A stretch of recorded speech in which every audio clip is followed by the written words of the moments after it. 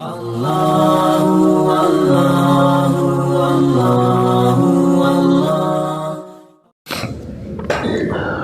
الذين كفروا من بني إسرائيل على لسان داود وعيسى بن مريم ذلك بما عصوا وكانوا يعتدون۔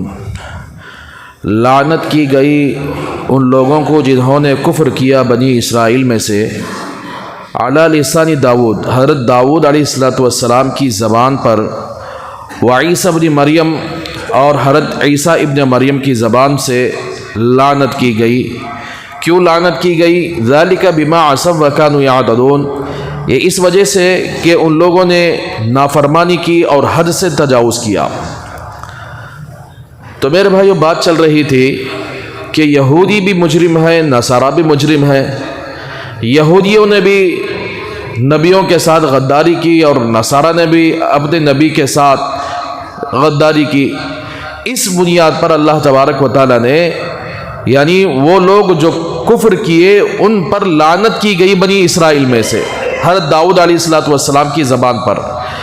یعنی ایلا ایک شہر کا نام ہے جسے آج اسرائیل کے اندر ایلات کہتے ہیں۔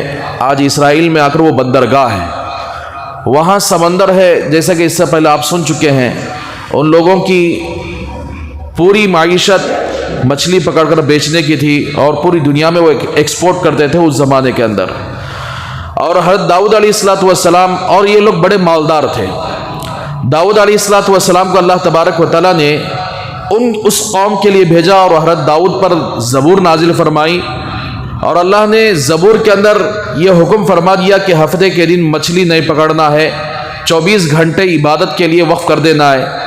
جیسا کہ اللہ نے اس امت کے لیے جمعے کے دن کی اذان سے لے کر جمعے کی نماز تک کسی بھی طرح کی خرید و فروخت کو جائز نہیں قرار دیا، بلکہ خریدنا بھی حرام ہے، بیچنا بھی حرام ہے۔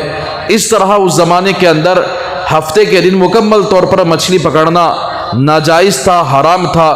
تو ان لوگوں نے کیا کیا؟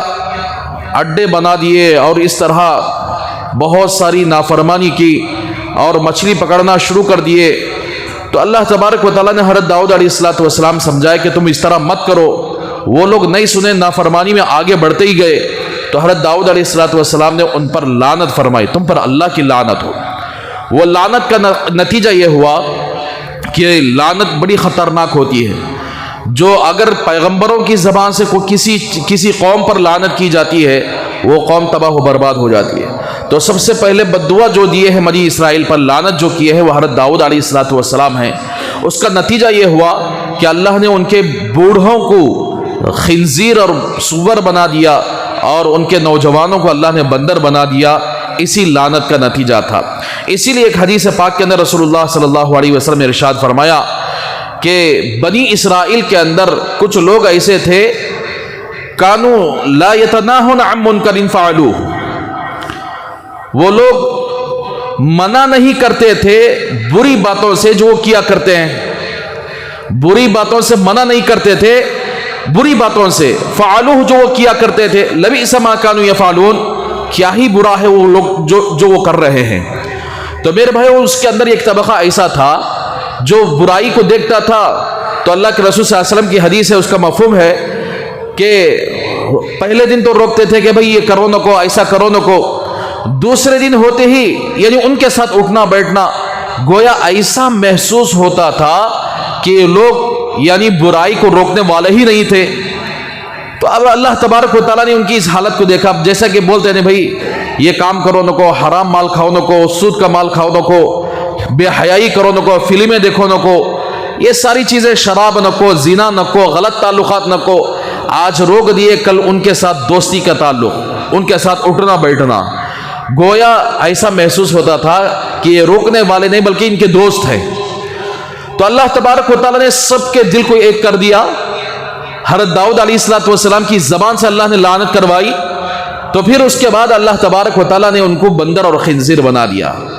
تو اللہ کے رسول صلی اللہ علیہ وسلم نے اس بات کو بیان فرمانے کے بعد اس امت سے فرمائے ہیں کہ میری امت تم اس طرح نہ کرنا، اچھائی کا حکم کرنا اور بری باتوں سے روکنا، دونوں چیزیں ہیں۔ صرف اچھائی کا حکم کرتے گئے اور برائی کو دیکھ کر نہیں روکے تو بنی اسرائیل کے اندر اللہ نے جو عذاب دیا تھا وہ عذاب اس امت پر بھی آ سکتا ہے۔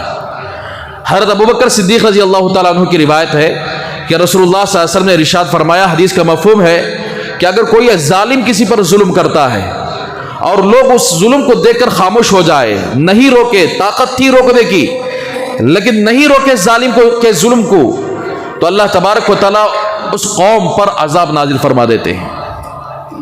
تو آج جتنے لوگوں نے ہم نہ کیا ضرورت، ظلم پر ظلم لوگ کر رہے ہیں لیکن یعنی ظلم سے روکنے والے لوگ دیکھ کر خاموش ہو جا رہے ہیں۔ تو اس لیے میرے بھائیوں، ان کی ایک سب سے بڑی بیماری یہ تھی کہ وہ بری باتوں سے روکتے نہیں تھے۔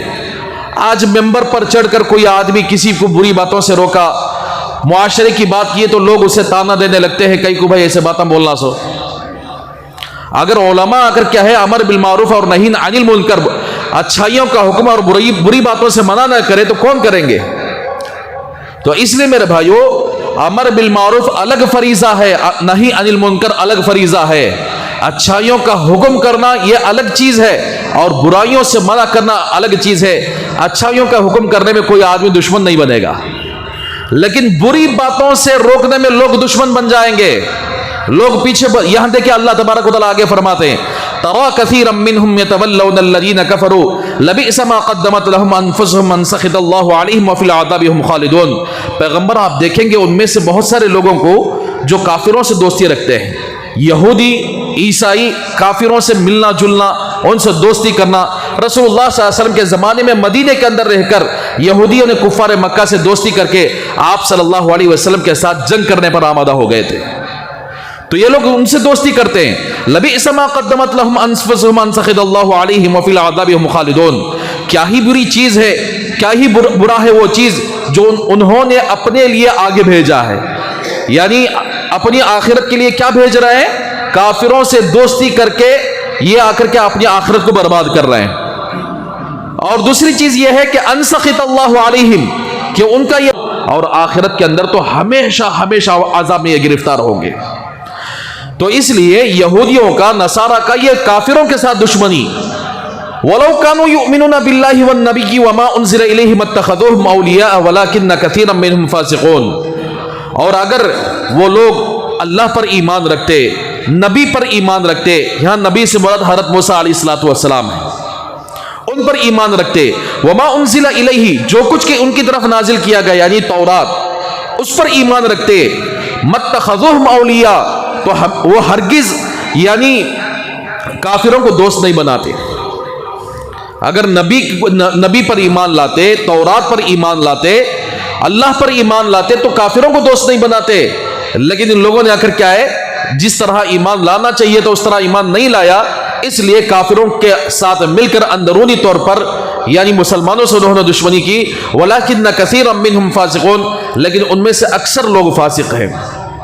تو اس لیے میرے بھائیوں، امر بالمعروف اور نہی عن المنکر نبی اس زمانے کے انبیاء کرتے تھے، اس زمانے کے آخر کیا ہے اچھے لوگ کرتے تھے، تو سمجھو کہ وہ لوگ ان سے دشمنیاں کرتے تھے۔ اس آیت کے اندر اللہ تبارک و تعالیٰ کہ یہودی مسلمانوں سے کیوں دشمن ہیں، ایمان والے سے کیسے دشمنی کرتے ہیں۔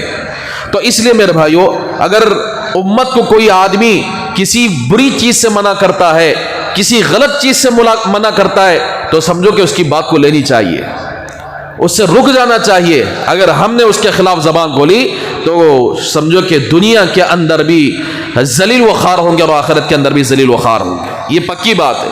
جو کوئی آدمی دین کے بارے میں کہہ رہا ہے کہ کسی معاشرے کے اندر غلط چیزیں پھیل گئی ہیں، اس کے بارے میں کھول کر بول رہا ہے، تو سمجھو کہ امت کو چاہیے کہ اسے ایکسپٹ کرے۔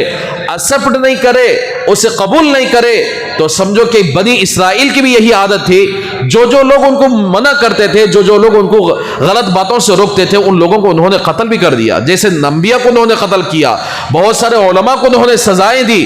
تو میرے بھائیو، اس لیے اللہ فرماتے ہیں کہ لَتَجِدَنَّ أَشَدَّ النَّاسِ عَدَاوَةً لِلَّذِينَ آمَنُوا الْيَهُودَ وَالَّذِينَ أَشْرَكُوا۔ ایمان والوں کے کون دشمن ہیں؟ کہ پیغمبر آپ پائیں گے لوگوں میں سب سے زیادہ سخت دشمنی کرنے والے کون، کس سے؟ للذین آمنوا، ایمان والوں سے سخت دشمنی کرنے والے کون ہیں؟ الیہود والنصارى، یہود اور والذین اشرکوا، جو مشرک ہیں، یہ ایمان والوں سے سخت دشمنی کرنے والے ہیں۔ ولا تجدن اقربهم مودة للذین آمنوا الذین قالوا انا نصارى اور پیغمبر آپ فرمائیں گے ان میں سے جو قریب ہیں دوستی کے اعتبار سے، کن سے دوستی کے اعتبار سے؟ للذین آمنوا، ایمان والوں سے دوستی کے اعتبار سے، کہ الذین قالوا، جن لوگوں نے کہا کہ انا نصارا، کہ ہم نصارا ہیں۔ تو یہاں اللہ تبارک و تعالی یعنی یہودی اور مشرکین، آج دیکھو فلسطین کے اندر ان کی تعداد صرف 80 لاکھ سے زائد ہے، 80 لاکھ ہے زیادہ سے زیادہ، اور پوری دنیا میں آ کر اسرائیل بالکل چھوٹا ملک ہے، لیکن فلسطین تقریباً 12 کروڑ لوگ موجود تھے فلسطین کے اندر۔ انہوں نے تقریباً 1960 پر 7 سے فلسطین کو مارنا شروع کیا، آج تک مار رہے ہیں، یہ ان کی دشمنی دکھا رہے ہیں۔ اور شرک کرنے والے آپ دیکھے ہوں گے کہ کفار اور مشرکین آج ہندوستان کے اندر کہاں کہاں موب لنچنگ کا ہو رہا ہے۔ مسلمانوں کو دیکھے تو مار دیا جا رہا ہے، مسلمانوں کو دیکھے تو اتنا زہر ان کے ذہنوں کے اندر بھر دیا ہے، انسان کو نہیں سمجھ رہا ہے، جانوروں کی حفاظت کر رہے ہیں، انسانوں کو مار رہے ہیں۔ کس بنیاد پر؟ ایمان کی بنیاد پر، مسلمان ہونے کی بنیاد پر مار رہے ہیں۔ تو اللہ نے فرما دیا کہ یہ ہمیشہ دشمن رہیں گے، کبھی دوست نہیں رہیں گے، یاد رکھ لے۔ تو جتنے لوگ آج کل ناٹک کر رہے ہیں مسلمانوں کے ساتھ کہ ہم تمہارے ساتھ ہیں، یہ سب کے سب بیوقوفی، اللہ کی بات سچی ہے، یاد رکھیں۔ کیا پیغمبر آپ پائیں گے دشمنی میں، لوگوں میں سب سے زیادہ دشمنی میں کون لوگ ہیں؟ کن سے دشمنی؟ مسلمانوں سے دشمنی۔ کون؟ یہود سب سے زیادہ دشمنی میں آگے ہیں، والذین اشرکوا، اور مشرک سب سے زیادہ یعنی دشمنی میں سب سے آگے۔ سب سے پہلے بابری مسجد کو ان لوگوں نے شہید کیا، یہ دعویٰ کر کے کہ یہ ہماری یہاں آ کر کیا مندر تھی۔ اس کے بعد انہوں نے تریپورہ کے اندر کئی مسجدوں کو شہید کیا، کئی مسجدوں کو جلا کر خاک کر دیا، قرآنوں کو جلایا، مسلمانوں کو مارا۔ تو میرے بھائیوں، اس لیے یعنی آج تک یہ دشمنیاں تقریباً جیسے ہندوستان آزاد ہوا اس وقت سے لے کر آج تک یہ فرقہ پرست طاقتیں ایمان والوں سے آ کر کے اتنی دشمنی کی ہے، اتنی دشمنی کے ہیں، اس کی کوئی حد نہیں۔ کتنے مسلمانوں کو موت کے گھاٹ اتار دیا گیا، کتنے مسلمانوں کو مار کر ختم کر دیا گیا۔ لیکن وَلَتَجِدَنَّ أَقْرَبَهُم مَوَدَّةً لِلَّذِينَ آمَنُوا، پیغمبر آپ پائیں گے ان میں سے سب سے زیادہ قریب دوستی کے اعتبار سے ایمان والوں سے وہ لوگ جنہوں نے کہا کہ ہم نصارہ ہیں۔ نصارہ بولے تو آج کے زمانے کے نصارہ نہیں، نبی کریم صلی اللہ علیہ وسلم کے زمانے کے نصارہ، یعنی حبشہ میں رہنے والے، جہاں پر سب سے پہلے صحابہ نے ہجرت کر کے گئے تھے اور صحابہ کو پناہ دیے تھے۔ شاہ حبشہ نجاشی نے آ کر کیا ہے پناہ دی تھی صحابہ کو۔ تو اللہ کے رسول صلی اللہ علیہ وسلم کے زمانے میں حبشہ سے 70 آدمیوں کا قافلہ آیا تھا، اللہ کے رسول صلی اللہ علیہ وسلم کے ہاتھ پر مسلمان ہو گئے، اور انہوں نے کہا کہ ہم آپ سے دوستی کرتے، ہم آپ کے آ کر کیا ہے آپ پر ایمان لاتے، اور وہ بادشاہ بھی مسلمان ہو گیا تھا، شاہ حبشہ نجاشی۔ تو اللہ ان کے بارے میں کہہ رہے ہیں کہ یہ آپ کے دوست ہیں، جو لوگ مسلمان ہو گئے، ایمان قبول کر لیے، آپ کے ہاتھ پر مسلمان ہو گئے، یہ لوگ آپ کے آ کر کیا ہے دوست ہیں۔ ذالک بان منہم قسیسین ورہبان وانہم لا یستکبرون، یہ اس وجہ سے کہ ان میں یعنی علماء ہیں، قسیسین علماء کو کہتے ہیں، یعنی شاہ حبشہ کے پاس بڑے بڑے علماء موجود تھے، ورہبانا، اور پیر اور درویش ان کے پاس موجود ہیں، انہوں نے صحیح کو صحیح کہا، غلط کو غلط کہا۔ وَأَنَّهُمْ لَا يَسْتَكْبِرُونَ، اور یہ کہ وہ لوگ تکبر نہیں کرتے، گھمنڈ نہیں کرتے۔ تو بہرحال میرے بھائیو، ان تمام آیتوں کا خلاصہ یہی ہے کہ جیسے بنی اسرائیل کو اللہ تبارک و تعالیٰ نے ذلیل و خوار کر دیا اس وجہ سے کہ انہوں نے اللہ کی نافرمانی کی، نبی کی نافرمانی کی، اور امر بالمعروف اور نہی عن المنکر کرنا چھوڑ دیے، اچھائیوں کا حکم کرنا اور برائیوں سے روکنا چھوڑ دیے۔ آج بہت سارے دیندار لوگ موجود ہیں، صرف اگر کیا ہے اچھائیوں تو بولتے ہیں لیکن برائیوں سے منع کرنا چھوڑ دیتے ہیں۔ خود ان کے گھروں کے اندر ایسی چیزیں موجود ہوتی ہیں جو دیکھ کر بھی خاموش ہو جاتے ہیں، بدعات ہوتے ہیں دیکھ کر خاموش ہو جاتے ہیں، لوگ شرک کرتے ہیں دیکھ کر خاموش ہو جاتے ہیں، لوگ سود کھاتے ہیں دیکھ کر خاموش ہو جاتے ہیں، ان کو کوئی سمجھانے والا نہیں۔ لوگ غلط راستوں پر جا رہے ہیں، اپنی گلیوں کے اندر دوسرے عورتوں کے ساتھ غلط تعلقات قائم کیے ہوئے دیکھ کر خاموش ہو جا رہا ہے، کوئی سمجھانے والا نہیں۔ تو میرے بھائیو، جب معاشرہ یعنی بری باتوں سے منع کرنا چھوڑ دیتا ہے تو اس قوم پر عذاب ضرور آ جائے گا۔ اس لیے اللہ کے رسول صلی اللہ علیہ وسلم نے سچ فرمایا کہ بنی اسرائیل پر اللہ نے عذاب کو نازل فرمایا، داؤد علیہ الصلوۃ والسلام کی زبان سے لعنت فرمائی، عیسیٰ علیہ الصلوۃ والسلام کی زبان سے لعنت فرمائی. یہ آخری میں آئے گا، اس سورت کے آخری میں کیوں لعنت حضرت عیسیٰ علیہ الصلوۃ والسلام کی کیوں بد دعا دیے، یہ انشاءاللہ اس سورت کے آخری میں آئے گا کہ ان لوگوں نے کیا کیا حضرت عیسیٰ علیہ الصلوۃ والسلام کے ساتھ شرارتیں کی. تو بہرحال میرے بھائیو، اسی لیے ہمیں چاہیے کہ یعنی دشمنی ہم مسلمانوں سے نہیں کرنا چاہیے، ایمان والوں سے نہیں کرنا چاہیے. یہ ایمان والوں سے دشمنی کرنا یہ یہود اور مشرکین کی عادت ہے. ایمان والے آپس میں ایک دوست ہوتے ہیں. تو بہرحال اللہ تبارک و تعالیٰ سے دعا کریں کہ اللہ تبارک و تعالیٰ ہم سب کو یعنی صحابہ کے نقش قدم پر چلنے کی توفیق عطا فرمائے. صحابہ تو ایسے تھے کہ برائی کو دیکھتے تو سمجھو کہ ان کو برداشت نہیں ہوتا تھا، فوراً ٹوک دیتے، اچھائیوں کا حکم کرتے، برائیوں سے منع کر دیتے تو سمجھو کہ یہ کسی کی ملامت کرنے والوں کی ملامت کی پرواہ نہیں کرتے، کسی کے دشمنیوں کی پرواہ نہیں کرتے. جو حق بات ہوتی وہ سمجھا دیتے تھے صحابہ کرام رضی اللہ عنہم اجمعین. لیکن بنی اسرائیل کے لوگ منع تو کرتے تھے لیکن دوسرے دن ان کے ساتھ دوستی کرتے تھے. جیسا کہ آج کل لوگ بولتے نہیں حکمت برگو، حکمت کے نام کو ڈبا دیے. حکمت کہتے ہیں اصل سنت رسول اللہ صلی اللہ علیہ وسلم کو. سنت رسول اللہ ایسی تھی کہ اللہ کے رسول صلی اللہ علیہ وسلم غلط باتوں کو دیکھ کر خاموش ہو جائیں، آپ صلی اللہ علیہ وسلم غلط چیزوں کو دیکھ کر خاموش ہو جائے. جب بھی آپ صلی اللہ علیہ وسلم کوئی غلط بات دیکھتے تو فوراً منع کر دیتے تھے. تو سمجھو کہ یہ صفت ہمارے اندر ہونی چاہیے. اللہ سے دعا کریں کہ اللہ تبارک و تعالی ہم سب کو صحابہ کے نقش قدم پر چلنے کی توفیق عطا فرمائے، اور اللہ تبارک و تعالی ہم سب کو امر بالمعروف اور نہی عن المنکر ہو بہو جس طرح صحابہ کیے ہیں اس طرح کرنے کے اللہ ہم سب کو توفیق عطا فرمائے.